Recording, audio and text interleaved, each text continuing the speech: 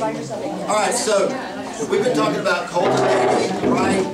We've done, and I know it's hard to kind of keep the continuity. I know it's every 3 months we get in here. So we talked about cultivating. We've talked about things that we value. You've read the book Culture of Honor. We talked about that some last time. I told you that we had our second time with the last elder meeting.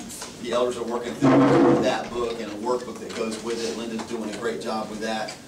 Just challenging and you're just growing. I love that, right? So, but on a practical level, let's talk about what we do with all that we're learning, okay? So here's what I want you to take away today. Leaders must shape culture, okay? So you are a leader. That's why you're here, right? All leader meeting. And you lead people. Leaders must shape culture. Here's why. Culture must be shaped before it can be shared. All right, so this year we've cultivated, we've talked about a lot of stuff. What we want is, I said, you're helping us shape a culture, not form a club, right? We want to form a club. There's tons of those. We want to be a culture. So let me just give you some practical, how do leaders shape culture, okay? And you can see all of it up there. We'll just talk through this real quick, okay? Yes, it does spell the word shape. So how do leaders shape culture?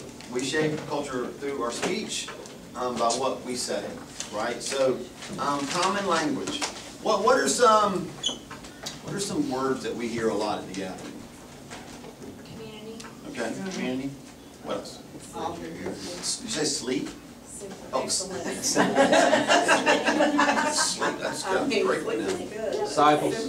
Sorry? Disciples. Disciples. Authenticity. Authenticity. Intentional. Intentional. Cultivate. Yay, Jesus. Cultivate. We do hear cultivate a lot, right? Yay, Jesus is one that we hear a lot. I love that. Presence. Presence. Family. Family. First thing I thought was great to hear. Welcome. We do hear that. Welcoming. Yeah.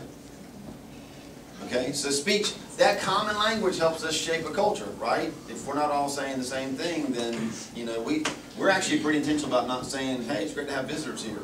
We say we have guests because we want them to feel like they are guests, right? They're not just visiting our thing, they're guests at something that's happening together.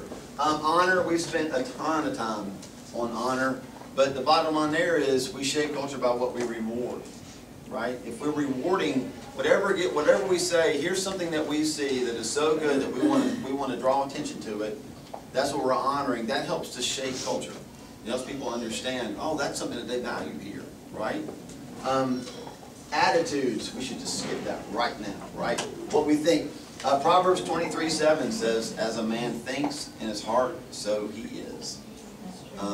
Just out of curiosity, have you ever been in an environment where an attitude shaped the culture, either good or bad? Give me some examples. Give me some examples. Sunday morning? Sunday morning? Yeah. I'm a teardown. If you got a bad attitude, it really sucks for everybody else. Okay. What else? Man, I got it worked out. Come on. You ever heard the phrase, if mama ain't happy, nobody's happy? So how does that work? Mother sets the tone of the home. Okay. The wife sets the tone. Sports is a good example. Say more about that. Chase said sports is a good example. Sports is a great example. You know, if you have a coach who's very negative and, I don't know, demeaning, I guess that affects the culture. If you have a coach, it's like I get so amazed at Coach Crisco over at Norristown, and he is just the most upbeat, loving guy. You know what I mean? He loves the kids, and they play well for him. Or just a team player can be. Yeah, absolutely. Kind of sets the expectation too. Like if he's negative, then his expectation is for the outcome to be negative. And so having those expectations on the team, as a team member, you'd be like, well, I mean, why should I put in the effort if he thinks we're going to fail or if he thinks that has attitude about it? Then what am I doing? Yeah.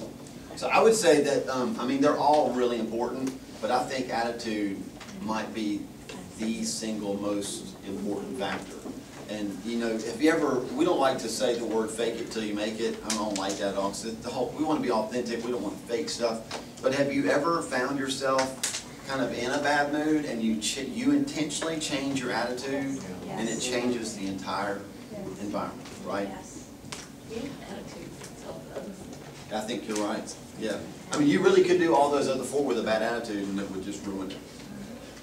Practices is what we do. Those are the things practically that we do, right? How we do what we do shapes culture. And then environment, what we prepare. I'm assuming that y'all go on dates if you're married. So if you really want to have a nice romantic dinner, you don't go to McDonald's, right? That's a good tip for some of you guys, okay?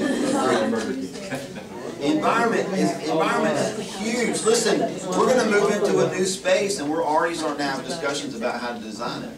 There's a reason why people like Starbucks, right? Because they like to go in Starbucks and sit at the couch and enjoy the experience. Environment helps to shape the culture. If we say we're glad you're here, but everything's a mess, then we're really not glad you're here because we didn't prepare for it, right?